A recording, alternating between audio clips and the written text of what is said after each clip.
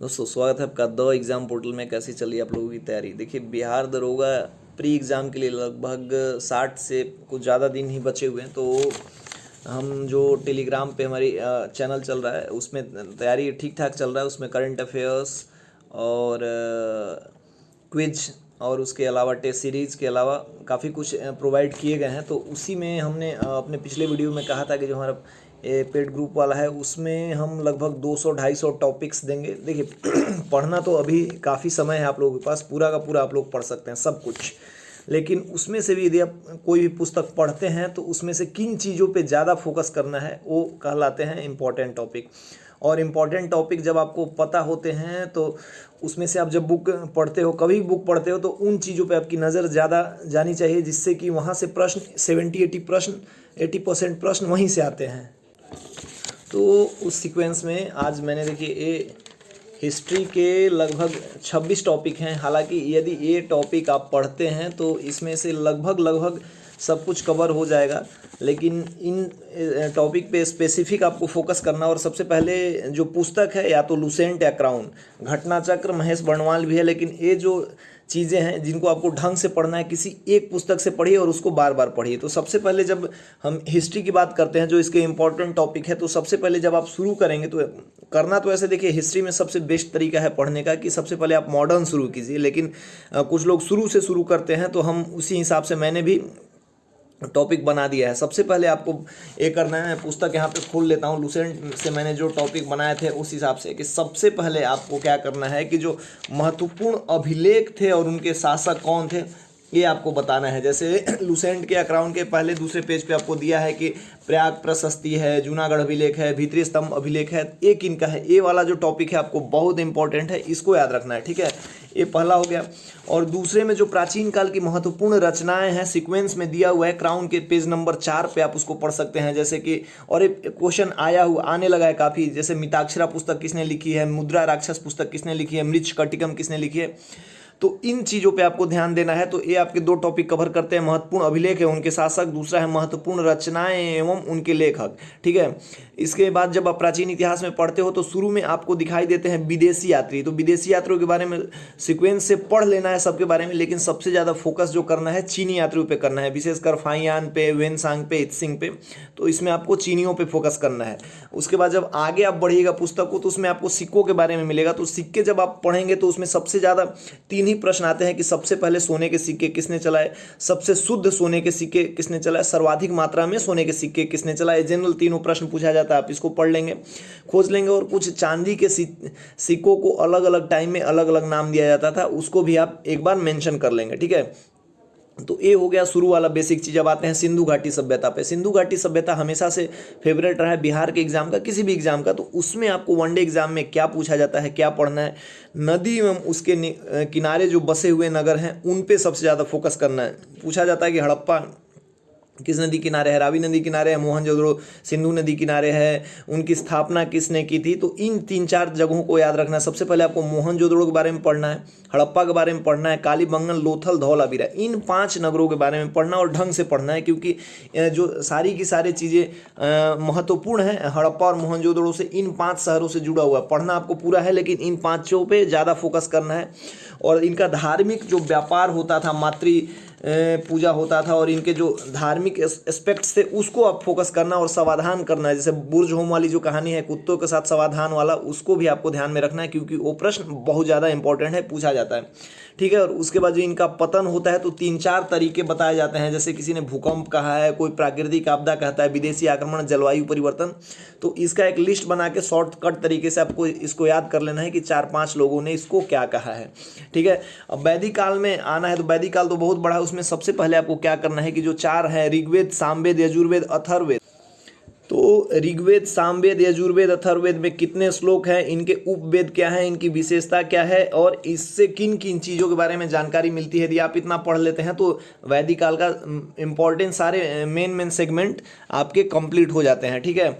और जैसे यजुर्वेद, अथर्ववेद पे ज़्यादा फोकस करना है, किसमें जादू टोना के बारे में कहा गया है, किसमें आम लोगों के बारे में कहा गया है, और किसमें संगीत की शिक्षा दी गई है। ऋग्वेद में क्या क्या है, जैसे ऋग्वेद का है 3रा भाग है, 9वां भाग है, 7वां भाग है, किसमें किन की चर्चा की गई है, इसका हाँ ठीक है। उसके बाद जो वेद हैं, 4 वेद हैं, उनके उपवेद कौन से हैं, ब्राह्मण उनके जो जो हैं किनके, कौशितकी हैं, ऐतरेय ब्राह्मण है, जैमिनी है, शतपथ है, ये सब आपको याद रखना है। यहाँ से प्रश्न पूछे जाते हैं। ऋग्वैदिक जो नदियाँ हैं 5 जो नदियाँ हैं उनके प्राचीन नाम क्या हैं, उनके बारे में कितने श्लोक दिए गए हैं, कौन सी नदी सबसे पवित्र है, ये जो है इसको आपको फोकस करना है। देवताओं के बारे में पढ़ना है, देवताओं के बारे में खास करके इंद्र के बारे में, सोम के बारे में, वरुण के बारे में पढ़ना, उनके लिए अग्नि के बारे में पढ़ना है। कितना श्लोक दिया हुआ है ये श्लोक देखना है, ठीक है। कौन से श्लोक में किनका वर्णन है, इंद्र को क्या कहा जाता था, सबसे ज़्यादा श्लोक किसके लिए है, ठीक है। और ये कौन से देवता किस चीज़ के लिए हैं। जैसे एक बार प्रश्न पूछा गया था कि जो पशुओं के देवता हैं उनको पूषण जो कहा जाता है वो किस चीज़ के देवता हैं, तो ऐसे पूषण पशुओं के देवता को माना जाता है। तो ऐसे करके आपको याद करना है, ठीक है। नदी का वर्णन की बात हमने कर ली, ये हो गया इतने में आपका 6 टॉपिक कवर हो गया। इन चीज़ों को मैं अभी टेलीग्राम पे जो हमारा पेड ग्रुप है डल जाएगा, यहाँ पे भी मैंने आपको बता दिया, इन टॉपिक को लिख लेना है। अगला है 7वां टॉपिक है बौद्ध एवं जैन। बौद्ध एवं जैन में कुछ भी नहीं छोड़ना है। लुसेंट उठाइए, क्राउन उठाइए, उसको कम से कम 10 बार पूछिए। कोई भी ऐसा एग्जाम आज तक आप वनडे का एग्जाम खोल के देख लीजिए, अगर उससे बौद्ध या जैन से एक प्रश्न न हो तो समझिए कि मोस्ट इंपॉर्टेंट गेस है बौद्ध और जैन, तो वहाँ से प्रश्न आने ही आने हैं। तो उसको उसके हर चीज़ को याद करना है। बौद्ध और जैन की उनकी संगति कहाँ हुई, बौद्ध की जीवन की गाथा, महावीर का मतलब जीवनानुक्रम, उन्होंने कैसे त्याग लिया, कहाँ त्याग किया, कहाँ जीवन अपना समाप्त किया, कहाँ कहाँ उपदेश दिया, सबसे ज़्यादा कहाँ उपदेश दिया, बौद्ध जो संगतियाँ हुई हैं और उनकी अध्यक्षता किसने की है, इन सब चीज़ों को। तो बौद्ध और जैन से कुछ भी नहीं छोड़ना, कुछ मतलब कुछ भी नहीं।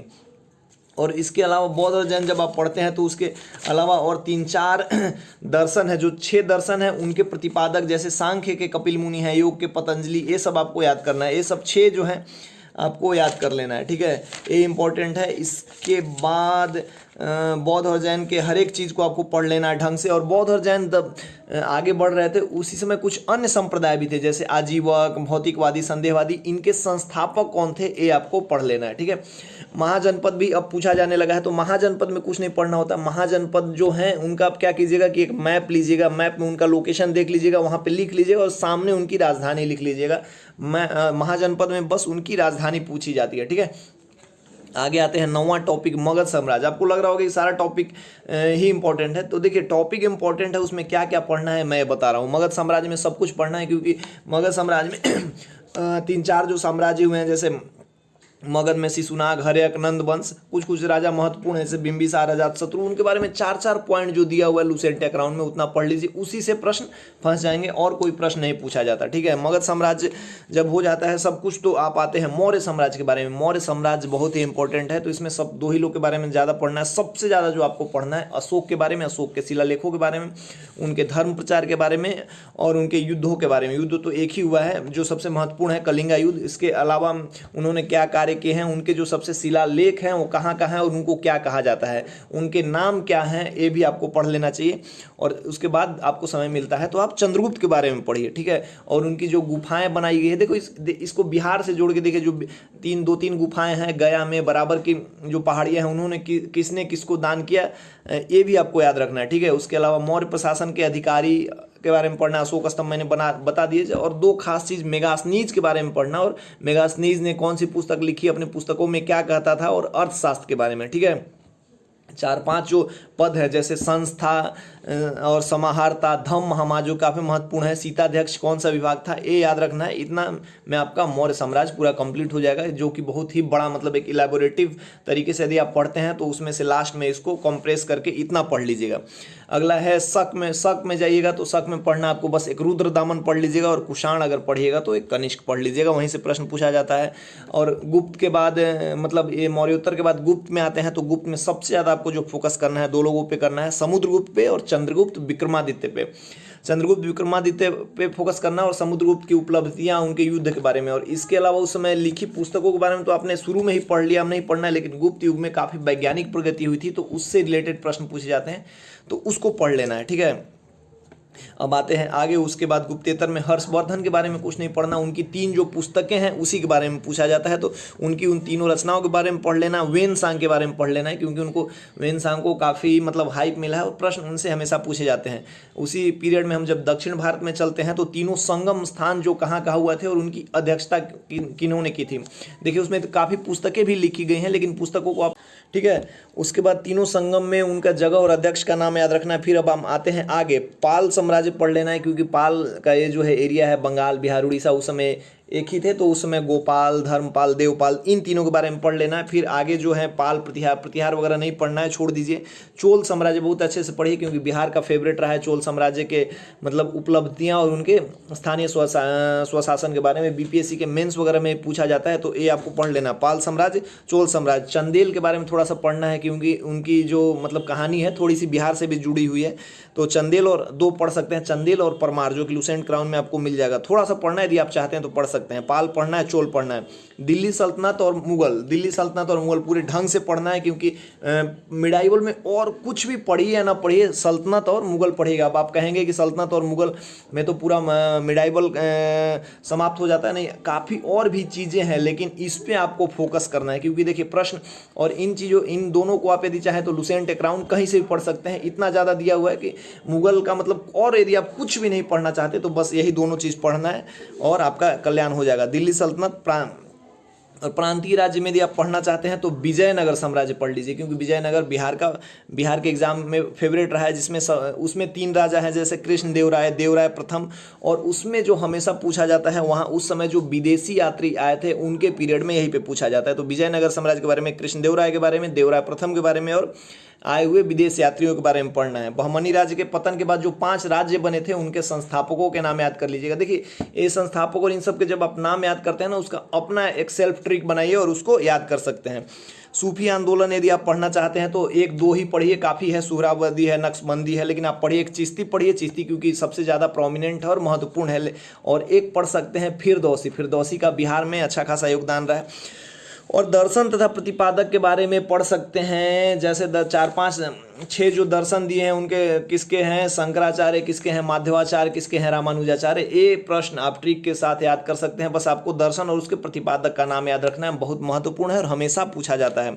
मुगल कालीन इतिहास, मैंने कहा मुगल कालीन इतिहास के स्रोत में जो 8-9 पुस्तकें दी हुई हैं लुसेंट क्राउन में, उसको पढ़ना। और मुगल वंश के में सबसे ज़्यादा फोकस जो आपको करना है अकबर पे करना है, उसके बाद औरंगजेब पे, फिर जहांगीर पे, और उसके बाद आप शेरशाह सूरी पे भी कर सकते हैं, क्योंकि वो बिहार से संबंधित है और बिहार में प्रश्न पूछे जाते हैं। ठीक है, तो ये हो गए आपके 18 टॉपिक।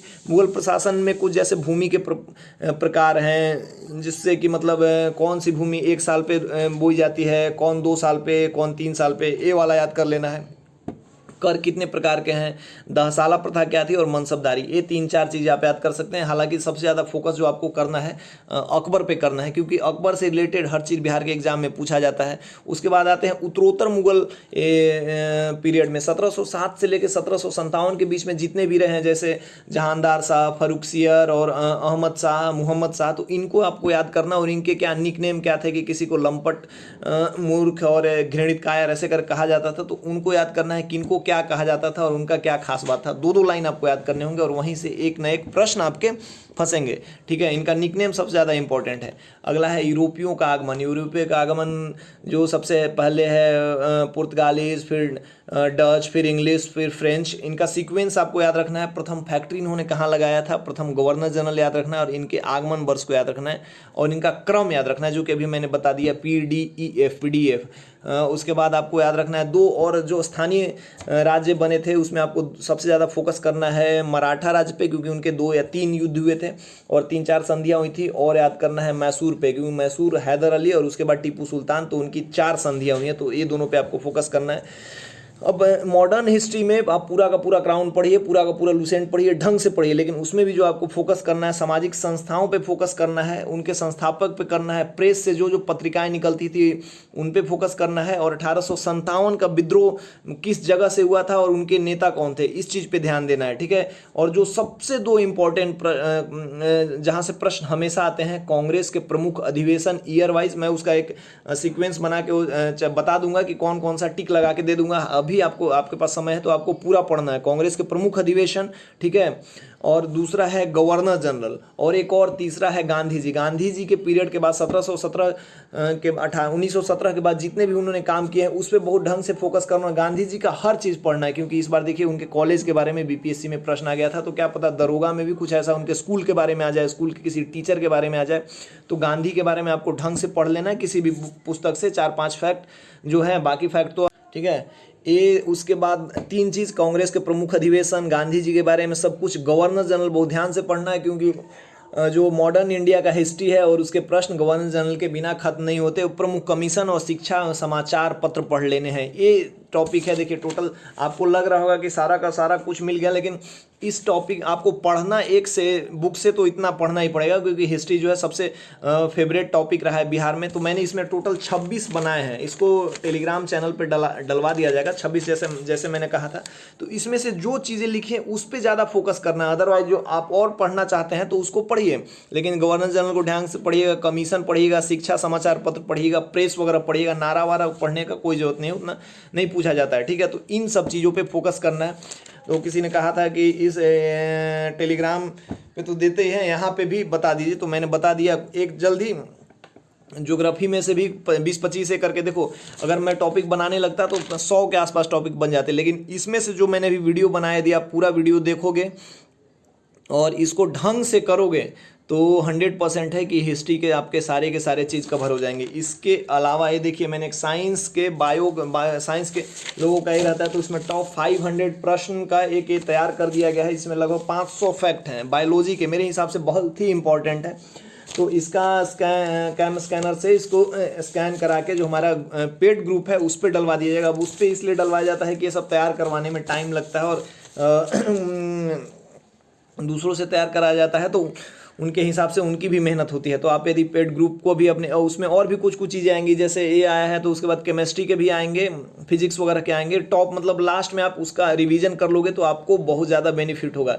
करंट अफेयर्स का वहाँ पे क्विज हो रहा है, आप करें डेली, अगर आप पार्टिसिपेट करते हैं बस 49 रुपया दे के आप खाली करेंट में डेली पार्टिसिपेट कर लीजिए, तो समझिए कि आपका सिलेक्शन हो गया। हम लोग सब्जेक्टिव टेस्ट पे ज़्यादा फोकस करें ना करें, करेंट हमारा फोकस रहता है, क्योंकि हम करेंट चाहते हैं कि बच्चा डेली करेंट का प्रैक्टिस करे, डेली पढ़े। तो 30 प्रश्न 30% करेंट आप जो है, मतलब स्टैटिक पोर्शन के लिए इतनी पुस्तकें पढ़िए, लेकिन करेंट के लिए 1-2 पुस्तक पढ़िए और 30 में 30 लाइए, तो समझिए कि कितना बेनिफिशियल है। तो हम कोशिश करते हैं कि करेंट के मतलब डेली टेस्ट सीरीज हो, करेंट ओरिएंटेड, वहाँ पे काफ़ी कुछ होता है। तो आप उसको ज्वाइन करना चाहते हैं तो आप बिल्कुल ज्वाइन कर सकते हैं। और जो लाइट कट गया है इसलिए ऐसा दिख रहा है, कोई बात नहीं। तो फ्री वाला भी जो टेलीग्राम चैनल है उस पर कर रहा है, वहाँ पे हम लोग इसलिए कराते हैं ताकि बच्चों में ये बना रहे। तो अभी आपने और भी बहुत कुछ आने वाले हैं, वहाँ पे गेस काफ़ी प्रश्न आएंगे, तो आप वहाँ पे ज्वाइन कर सकते हैं। बाकी जो ये फ्री चीज़ें आपको मिलती रहेंगी, वहाँ का कैसे ज्वाइन करना है वो दूसरे वीडियो में भी देख सकते हैं, और इस वीडियो में भी उसका डिस्क्रिप्शन डाला हुआ है, और 100% तो आपके लिए बेनिफिशियल होने वाला है। और अब जब 60 दिन का टाइम बच गया है तो हम भी मटेरियल देने का स्पीड बढ़ाएंगे। और मटेरियल मतलब कौन साइज मटेरियल देंगे, आपने तो काफ़ी कुछ पढ़ा है और उसी को पढ़ना भी। और जैसे अब हिस्ट्री का हो गया तो कल हो सकता है ज्योग्राफी या पॉलिटी का है, तो इसको आप लिख लीजिए, तैयार कर लीजिए और इतना पढ़िए। फिर उसके बाद कहीं क्विज में हिस्ट्री का क्विज लगाइए तो आपको लगेगा कि हाँ यही चीज़ें आती हैं। जैसे मैंने बहमनी के बारे में, उसके अलावा दक्षिण भारत के बहुत सारे राज्य हैं, पल्लव, ऐसा वो सब मैंने कुछ बताया नहीं, तो वो सब पे फोकस ज़्यादा नहीं करना होता है। प्रश्न जो होते हैं बिहार के प्रश्न ऐसे ही इन्हीं टॉपिक से आते हैं। तो बिहार के एग्ज़ाम के लिए ऐसे था, बिहार दरोगा के लिए, बिहार बीपीएससी के लिए, बिहार एसएससी के, सब के लिए टॉपिक बहुत महत्वपूर्ण है। तो आप इस टॉपिक को कवर कीजिए। जल्द ही हम मिलेंगे ज्योग्राफी के टॉपिक के साथ, और जिन्होंने पेड ग्रुप ज्वाइन किया है उनको टॉप 500 का PDF मिल जाएगा। सब कुछ देखिए, हमारा उद्देश्य कोई वैसा नहीं है, उसी में सब कुछ हमको लगता है कि ये भी दे देना चाहिए तो हम उसी में देते हैं। शुरू में टेस्ट सीरीज 10 टेस्ट सीरीज की बात हुई थी, फिर हमने उस पर क्राउन कराया है, अभी लूसेंट भी होगा, फिर से क्राउन होगा, और बाकी करंट अफेयर्स डेली हो रहा है, ताकि मतलब एक ही जगह आपकी पूरी तैयारी हो जाए, मतलब जिससे कि आप 75+ कर सको। मेहनत बाकी आपको करना है, गाइड तो हम अपने स्तर से कर ही रहे हैं, जैसे हमने किया था उस हिसाब से गाइड अगर आप करेंगे उसको फॉलो तो 75-80 तो प्रश्न आपके बन ही जाएंगे। बाकी बहुत ज़्यादा पढ़ना नहीं है, कम पढ़ना है और बहुत अच्छे से पढ़ना है। तो चलिए, जिन्होंने ज्वाइन नहीं किया है कर लीजिए, और बाकी जो ए वाले हैं, आप यदि सेल्फ स्टडी कर रहे हैं, खुद से कर रहे हैं, तो इसको तैयार कीजिए, और उससे बेहतर कुछ नहीं होगा। और ए वाला भी हम डलवाएंगे। अब मिलते हैं तब दूसरे वीडियो के साथ, तब तक के लिए जय।